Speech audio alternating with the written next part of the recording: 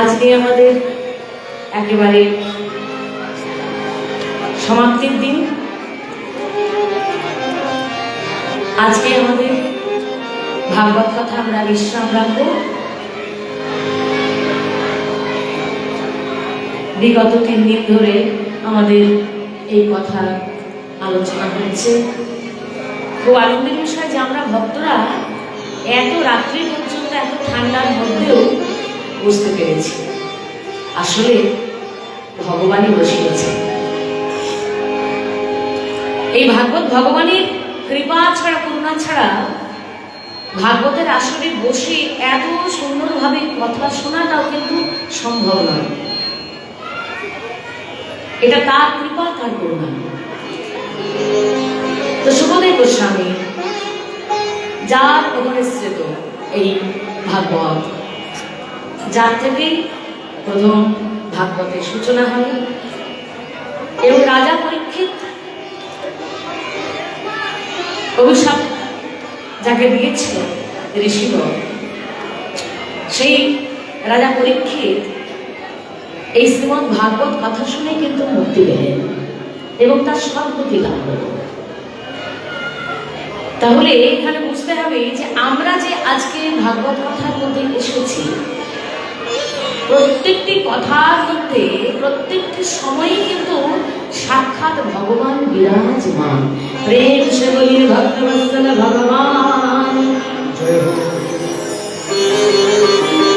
যদি কেউ মনে মনে ভেবেও থাকেন যে আমি ভাগবত কথা শুনতে যাব, ভাগবত কথায় যেখানে হচ্ছে সেখানে যাব, ভাবলেই কৃপা হয়ে যায়। আসলে কতটা কৃপা, আর শুনলে তার থেকে অনেক অনেক অনেক বেশি কৃপা। এই জন্য যেখানেই ভাগবত কথা হবে না, সেখানে আমাদের চেষ্টা করতে হবে যে আমরা যেন সবার আগে পৌঁছে যেতে পারি। কারণ যারা ভালো স্টুডেন্ট হয় তারা কিন্তু সবসময় সামনে বসে, এটা কিন্তু নিয়ম। যারা ভালো স্টুডেন্ট সবসময় তারা সামনে বসে, কেন না সামনের থেকে বসলে মনে হয় একটু বেশি ভালো করে পড়াশোনাগুলো বোঝা যায়। আর যারা আমার মতো ফাঁকিবাজ তারা বলবো রে মাস্টারমশাইয়ের সামনে বসা যাবে না, পেছনে বসলে ভালো হতো, একটু গল্প টল্প করা যাবে। হরি বল। তবে কি ভাগবতের আসলটা হচ্ছে এমনই আসল, ভগবানের এত কৃপা, রাধারানীর এত করুণা, এখানে আসবো ভাবলেই কৃপা হয়ে যায়। তুমি তাতে শোনো বা না শোনো, হ্যাঁ, তুমি যদি ভাগবতের এই আসলে আসতে নাও পারো, তাতেই তোমার ভগবান করুণা করবে, কৃপা করবে। আর যারা ভাগবতের কথায় আজকে এসেছি তারা সামনেই বসি বা পেছনেই বসি, যেখানেই থাকি না কেন, আমাদের মন যদি ভগবানের চরণে থাকে তাহলে তো কৃপা হবেই, কেউ আটকাতে পারবে না। তো কেন আমরা এসেছি, কারণটা কি?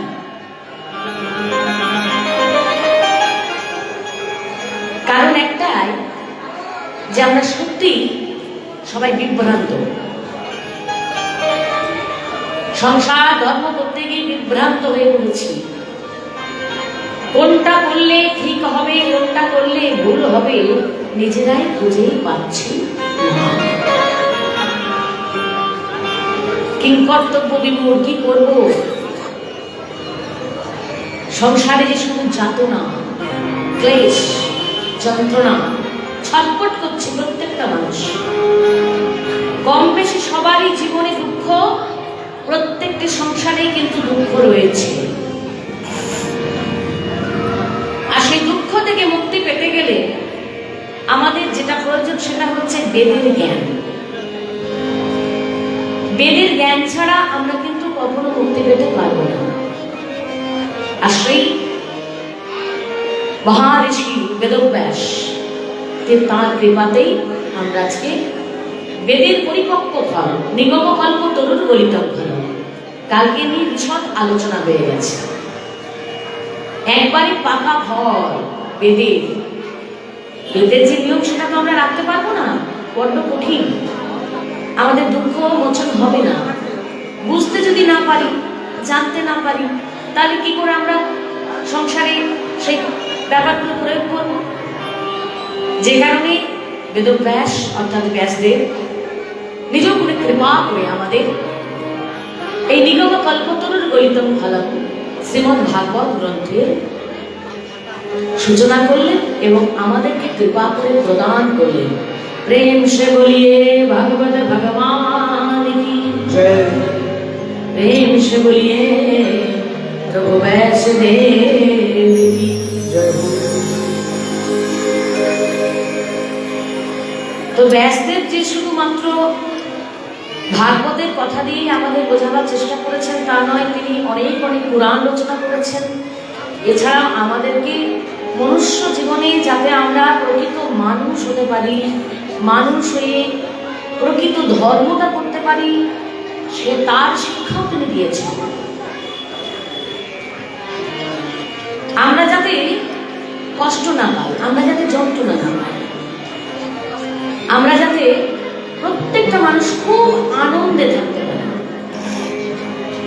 এই পরিপক্ক ফল যেটা সাধন করলে এত আনন্দ হবে যে আনন্দ কখনো ঘুরবে না। যত দিন যায় আনন্দ বেড়ে যায়। তাই যারা ভক্তির পথে এসেছো বা আসবার চেষ্টা করছো, তারা ভালো করে জানো যে এই ভগবানের নামে বা কথায় যে আনন্দটা আছে, ভগবানের ভক্ত সঙ্গে যে আনন্দটা আছে, সেই আনন্দটা যত দিন যাচ্ছে আমাদের কিন্তু বাড়ছে। অনুভবের বিষয়, যারা বারবার ভাগবতের কথায় আসে তারা নিজেরাই অনুভব করতে পারছেন যে প্রথম দিন আমি যখন প্রথম ভাগবত শুনতে এসেছিলাম, সেদিন আমি যত না আনন্দ পেয়েছি, আমি এখন অনেকগুলো ভাগবতের আসরে গিয়ে আমি এখন যখন আসছি আমার আনন্দটা অনেক বেড়ে গেছে। তাই যেখানে ভাগবতের কথা হয় আমি সেখানে ছুটে যাই। আমাকে সংসারে কেউ আটকাতে পারে না, কারণ আমরা প্রত্যেকটা জীব আনন্দ পেতে চাই, আনন্দ। আর সেই আনন্দটাই হচ্ছে ভগবান নিজে। আর সেই আনন্দ স্বরূপে শ্রীমদ্ ভাগবত কথা রূপে ভগবান এসেছেন কৃপা করার জন্য, করুণা করার জন্য।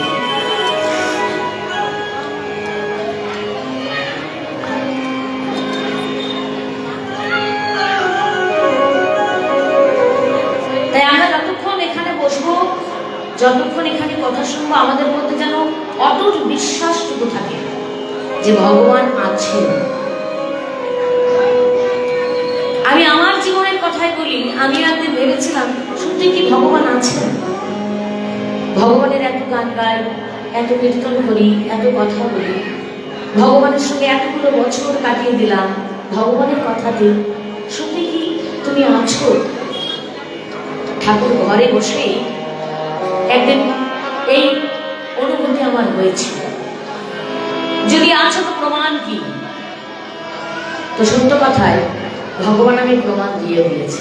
অলৌকিক ঘটনা আমার সঙ্গে ঘটে গেছে, যেটা অসম্ভব। ভগবানের আশীর্বাদে পুষ্প আমার হাতে এসে পড়েছে। এটা যে কত বড় পাওনা, হয়তো ভাগবতের আসরে বা মাইকের সামনে বলাটা উচিত হয় না, কিন্তু তাও এই ভাগবত কথা যারা শ্রবণ করেন তারা ভক্ত ছাড়া তো কেউ নয়।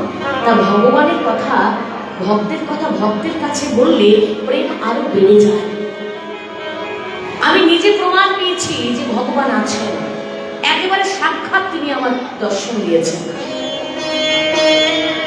যে কারণে আমি প্রত্যেক ভক্তের কাছে নিবেদন করবো করজোড়ে যে আপনারা বিশ্বাসটুকু ভগবানের চরণে হারাবেন না। বিশ্বাসী বিরায় বস্তু তর্কে বহু দূর। একদিন বিদেশিরা বলেছিল যে আমাদের ভারতবর্ষের শাস্ত্রে নানা ধরনের আজগুবি কথার কিছু লেখা আছে। তারা বলেছিল দ্বারকা নগরী, মানে দ্বারকা নগরী বলে কোনো নগরী নাই। শাস্ত্রে লেখা আছে সমুদ্রের তলায় সেটা ডুবে গেছে। তারা হাসাহাসি করতো, সমুদ্রের তলায় কোনো নগরী থাকতে পারে নাকি, বিশাল সাম্রাজ্য থাকতে পারে নাকি, এটা একটা গল্প বানানো। বলে তোমরা কিছু কাজ পাও না খুঁজে খুঁজে ভগবানের নিয়ে এত সব উল্টো পাল্টা গল্প বানাও। কিন্তু 2019 সালে প্রমাণ হয়ে গেল যে সমুদ্রের তলায় কিছু যেন একটা আছে। নাবিকরা যখন যাচ্ছে তারাও বুঝতে পারছে, সমুদ্রের উপর দিয়ে যখন প্লেন উড়ে যাচ্ছে, উড়োজাহাজ উড়ে যাচ্ছে, তারাও কিন্তু বুঝতে পারছে যে সমুদ্রের তলায় মনে হচ্ছে কিছু একটা আছে। এবং তখন থেকে শুরু হয়ে গেল কল্পনা জল্পনা এবং পরীক্ষা নিরীক্ষা। সত্যি সত্যি আমাদের ভূমিদরা সেখানে গিয়ে দেখলেন, বৃদ্ধপুরীরা ভেতরে গিয়ে দেখলেন বিশাল এক সাম্রাজ্য, এমন এক উন্নত সাম্রাজ্য যেটা আমাদের কল্পনার অতীত। এত উন্নত নগরী এখন আমাদের কলিযুগে নাই, আমাদের পৃথিবীতে নাই এত উন্নত নগরী। কি নাই সেখানে? সমস্ত ধরনের সুবিধা, আর হাজার হাজার সেখানে রয়েছে কি বিরাট বিরাট রাজপ্রাসাদ। কিন্তু সেখানে বিকর্ষণ শক্তি, ভগবান কখনো নিজেকে এতটা হালকা করে যাবে না। তাই সেখানে যাওয়ার চেষ্টা করছে, ভেতরে ঢোকার চেষ্টা করছে, কিন্তু ঢুকতে পারছে না। বাইরে থেকে তাদের প্রণাম করে, এবং যারা বিজ্ঞানী তারা পরীক্ষা নিরীক্ষা করে বাইরে থেকে বেরিয়ে এসছে, ভেতরে ঢোকার ক্ষমতা এখনো পর্যন্ত হয়নি। এগুলো হচ্ছে বিশ্বাস।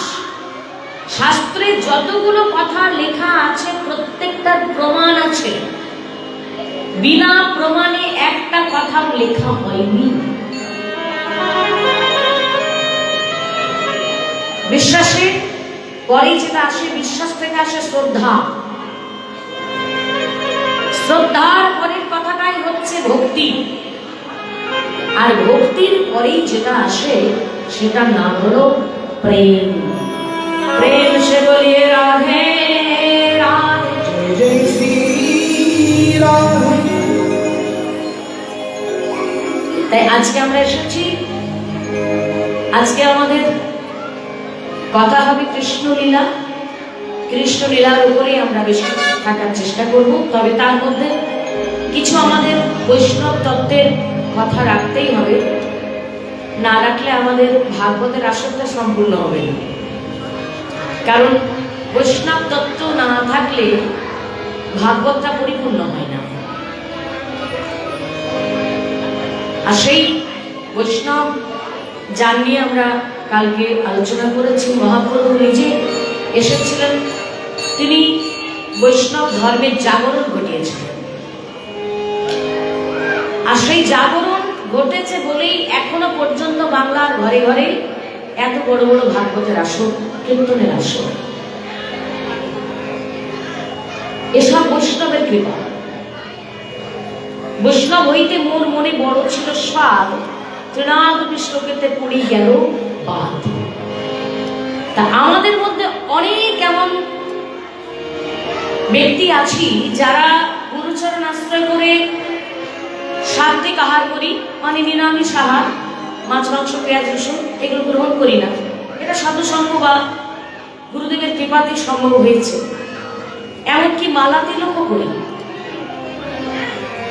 তা অনেক সময় এগুলোর জন্য আমাদের মনে প্রচন্ড অহংকার এসে যায়। আর শাস্ত্রে বলা আছে না, অহংকার পতনের মূল কারণ।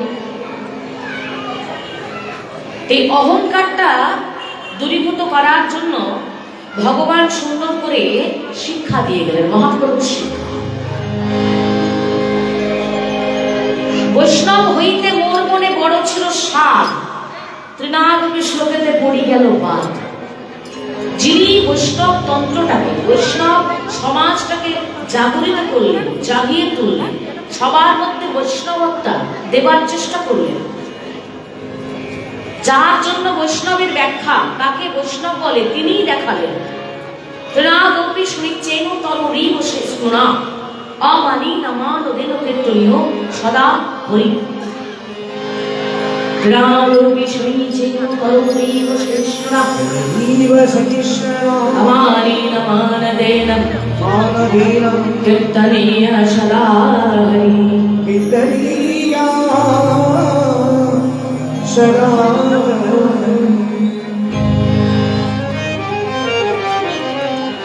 তাহলে ঘাসের থেকে নিচু হতে হবে যে বৈষ্ণব হবে তো।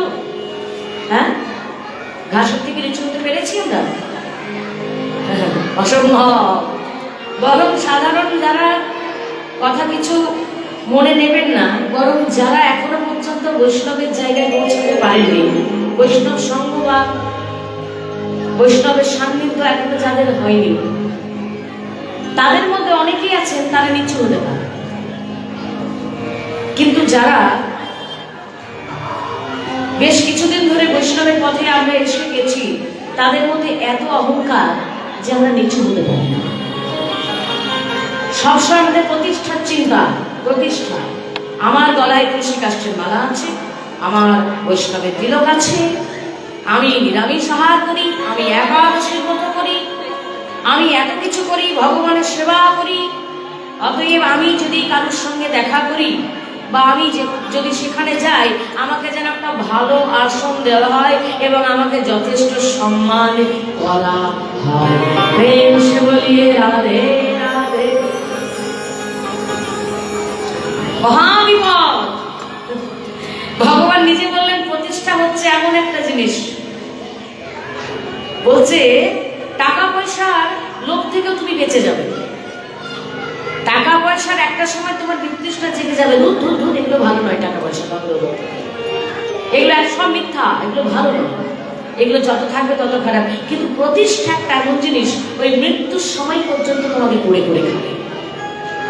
আমাকে কেন শ্রেষ্ঠ আসনটা দেওয়া হলো না, আমাকে কেন সম্মান করা হলো না, আমার সঙ্গে কেন ভালো করে কথা বলা হলো না, ইত্যাদি ইত্যাদি প্রতিষ্ঠা। ভাগবতে ভগবান নিজে বলেছে যে ভক্তির পথে এসে, ভক্তির পথে, অন্য কোনো পথে বলছি না, ভক্তির পথে এসে, ভজনের পথে এসে যদি কেউ প্রতিষ্ঠার কথা চিন্তাও করেন বা প্রতিষ্ঠার কথা ভাবেন, তাকে তুলনা করা হবে শুয়োরের বিষ্ঠার সঙ্গে, শুয়োরের পায়খানা। চিন্তা করতে পারছেন? ভগবান নিজে বলেছেন যে ভক্তির পথে এসে কোনোদিনও যেন প্রতিষ্ঠার কথা ভেবো না। যখনই তোমার মধ্যে প্রতিষ্ঠার ভাবনা আসবে, তখনই তোমার স্থানটা হবে শুয়োরের বিষ্ঠা, শুয়োরের পায়খানা। তুমি কতটা নিচু জানো? তুমি যারা তুমি প্রতিষ্ঠা চাইছো। তাই প্রকৃত যারা বৈষ্ণব, তারা দেখবেন নিজেকে লুকিয়ে রাখে, গুটিয়ে রাখে, মাথায় ঘোমটা দিয়ে গলার মালাটা পর্যন্ত লুকিয়ে রাখে। এমন অনেক বৈষ্ণব আছেন যে সেই বৈষ্ণবরা আমাদের মধ্যে খুব মৃত্তিকার তিলক করতে ভয় পায়। তারা সামান্য মৃত্তিকাটাকে জলের সঙ্গে স্পর্শ করিয়ে জল তিলক করে গোবিন্দ সেবা করে। কেন আমাকে দেখে পাছে কেউ বৈষ্ণব ভেবে ফেলে, আমি তো বৈষ্ণব হতে পারি না, আহা, আমি তো বৈষ্ণব হতে পারিনি। কোন সময় আমাকে যদি কেউ বৈষ্ণব বলে দেয় আর আমার যদি প্রতিষ্ঠা লোভ হয়ে যায়, তাহলে তো শুয়োরের বিষ্ঠার সঙ্গে আমি তুলনা করা হয়। এটা হচ্ছে প্রকৃত বৈষ্ণবের আচরণ। তাহলে দিনাও তুমি শুনেছেন, ঘাসের থেকে নিচু হতে হবে। তরুণী বৈষ্ণব না, গাছের মতো সহ্য ক্ষমতা, বৃক্ষ গাছ। এই দেখো না, শীতের দিনে সে কিন্তু ঠান্ডায় দাঁড়িয়ে আছে। হ্যাঁ, ঠান্ডার মধ্যে ঠান্ডা সহ্য করছে বৃক্ষ, রৌদ্রের তাপ সহ্য করছে গরমকালে, বৃষ্টি সহ্য করছে, ঝড় সহ্য করছে। এত সহ্য ক্ষমতা মানুষের কি আছে? কোন বৈষ্ণবের আছে? ভগবান বলে গেলেন তরুণী বৈষ্ণব না, ভগবান নিজে বলছে, ভগবানের শিক্ষা। অমানীন মানদেন, যাকে কেউ মান দেয় না তাকেও মান দেবে, এটা হচ্ছে বৈষ্ণবের লক্ষণ। আমাদের মধ্যে যারা ভক্তির পথ অবলম্বন করেছি, শুদ্ধাহার করে শুদ্ধাচারে থাকি, নিজেকে এতটা বেশি আলাদা করে নিয়েছি যে আমাদের সমাজে যদি কোনো মানুষ একটু নোংরা মেখে থাকে বা হয়তো শুদ্ধাচারে অতটা থাকতে পারে না, তার কাছ থেকে আমরা দূরে সরে যাই। ছি ছি ছি ছি ছি ছি, তুমি একটু সরে দাঁড়াতো, আমি আমি আমি বৈষ্ণব, আমি আচার বিচার করি, আমি একাদশী ব্রত করি, আমি নিরামিষ আহার করি, ইত্যাদি ইত্যাদি। আর তুমি ছি ছি ছি ছি ছি, দূরে সরো, দূরে সরো। হরে কৃষ্ণ। ভগবান নিজে বললেন সেই হবে প্রকৃত বৈষ্ণব। অমানিনা মানদেন, যাকে কেউ সম্মান দেয় না, যাকে সবাই দূর দূর করে তাড়িয়ে দেয়। সমাজের কাছে যে ঘৃণ্য, সমাজ যাকে তুচ্ছ করে, সবাই যাকে দূর দূর করে তাড়িয়ে দেয়, তুমি যদি প্রকৃত বৈষ্ণব হও, তুমি তাকে বলে জড়িয়ে ধরবে, প্রেম সে বলিয়ে রাধে রাধে। আর বলেছে কি কীর্তনীয় সদা হরি। যে প্রকৃত বৈষ্ণব হবে সে আন কথা শুনবেও না, আন কথা বলবেও না। আমি অনেক মানুষকে দেখেছি, অনেক ভক্তদের দেখেছি, বিশাল বড় বড় তিলক, গলায় তুলসী কাষ্ঠের মালা, তারপর আবার তিলক নিয়ে কত বিচার। বাবা, সাদা তিলক, সে মানে একটু সাদা তিলক, তার মানে সে অত ভক্তির পথে যায়নি। কালো তিলক মানে সে কোনো ভক্ত, ইত্যাদি ইত্যাদি। হরে কৃষ্ণ। আবার দেখেছি হাতে জপের মালা, নাসিকায় তিলক, গলায় তুলসী কাষ্ঠেরও মালা আছে, হাতে জপের মালা, পাশের একজন তার হাতেও জপের মালা, দুজন নিজেদের মধ্যে গল্প করছে, জপ কিন্তু হাতে চলছে। এগুলো আমাদের দেখা। এগুলো ভগবান নিজের চেতনা দিয়ে গেলেন। গৌরহরি নিজে ভগবান জানতেন যে বৈষ্ণব সমাজটা একদিন এরকম হবে। নিজেদের অহংকারে তারা কি করে বসবে নিজেই জানে না। এই জন্য ভগবান নিজে বললেন যে ত্রিনাথী শ্লোকেতে পড়ে গেল বাদ, আমি ভেবেছিলাম বৈষ্ণব হব। ভগবান বলছেন আমি ভেবেছিলাম বৈষ্ণব হব, কিন্তু আমি বৈষ্ণব হতে পারলাম না। প্রেম সে বলি রাধে রাধে। বলছে না কলিযুগে যদিও বা ব্রাহ্মণ হওয়া যায়, কিন্তু এই কলিযুগে ঘোর কলিতে বৈষ্ণব হওয়াটা বড় কঠিন। হ্যাঁ, তবে কি বৈষ্ণবের পথ আমাদের সবাইকে অবলম্বন করার কথা ভগবান নিজে বলে গেলেন। বৈষ্ণবের পথ বলেননি যে তুমি পথটা অবলম্বন করার সঙ্গে সঙ্গে বৈষ্ণব হয়ে গেলে।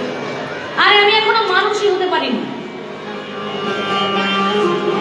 মানুষের যে 5টা লক্ষণ, যে চুরি করে না, হিংসা করে না, মিথ্যা কথা বলে না, যে সংযমী, যার মধ্যে শৌচ ভাব আছে, শৌচাচার আছে, সেই একমাত্র নিজেকে মানুষ বলতে পারে। আমি এখনো সংযমী হতে পারলাম না। আমি কত উল্টো পাল্টা কথা বলি, কত রেগে যায়, রেগে গিয়ে কত কাণ্ড করে বসে। হরে কৃষ্ণ। তাহলে মানুষ তো আগে হতে হবে, তারপরে ভক্তির পথ। এই জন্য মহাপ্রভু বললেন যে আমি বৈষ্ণব হতে পারি না। কিন্তু ভাগবতের আসরে প্রত্যেক ভক্তের চরণ ধরে আমরা প্রার্থনা করব। ভগবান বলেছেন তোমরা বৈষ্ণবের পথ অবশ্যই অবলম্বন করো। যেখানে হরিকথা কৃষ্ণ কথা হবে, যেখানে ভাগবতের কথা হবে, সেখানে ভাগবতের দর্শন করো, ভাগবত প্রভুর রসাস্বাদন করো এবং খুব আনন্দের সঙ্গে ভাগবতের আরতি করো। এখন আমরা ভাগবতের আরতি আশা করব। আজকে যেহেতু আমাদের শেষ দিন, তাই আমরা এখন একবার আরতি করব, আবার শেষে আরেকবার আরতি করে ভগবানকে এই রাধানগরের ভাগবতের আসলে বিশ্রাম দেওয়ার জন্য তাকে আনন্দ দিয়ে সুখ দেওয়ার চেষ্টা করব। আরতিটা হচ্ছে ভগবানের আরামের জায়গা। তো সকলে মিলে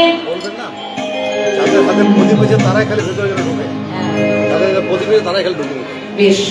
আর এই আরতি যে হবে, যে সমস্ত ভক্তের কাছে প্রদীপ আছে তারাই ভেতরে আসবেন, আর যারা প্রদীপ নিয়ে আসেননি তারা অযথা ভিড় করবেন না, কারণ ভিড় করলে এখানে আমাদের জায়গাটা খুব অল্প, অসুবিধা হতে পারে।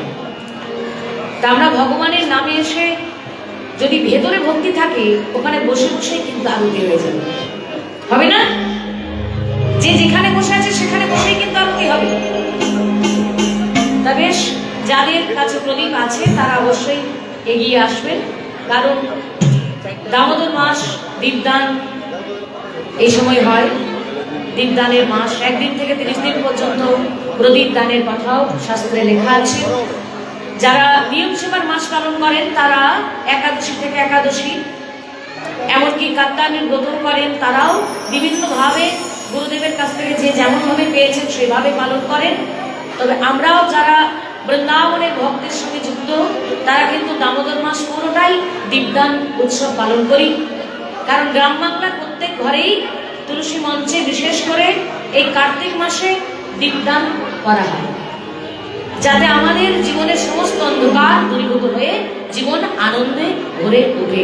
এবং সেই দীপ বাইরে দেওয়ার একটাই কারণ, তুলসী মঞ্চে দেওয়ার একটাই কারণ, আরেকটা কারণ হচ্ছে আমাদের যারা বৃত্তিবর্গ, যারা আমাদের আগে এসেছিলেন, যারা এখনো আছেন, তাদের জন্য, তাদের শান্তির কামনার জন্য, তাদের মঙ্গলের জন্য এই দীপদান কিন্তু আমরা করে থাকি। তো সবাই মিলে ধ্বনি দিয়ে এখন আমরা সবাই আরতি আস্বাদন করব এবং যে যেখানে আছে সেখানে বসেও কিন্তু আরতি হবে। हे भागवत भगवान की है आरती, पापियों को पाप से है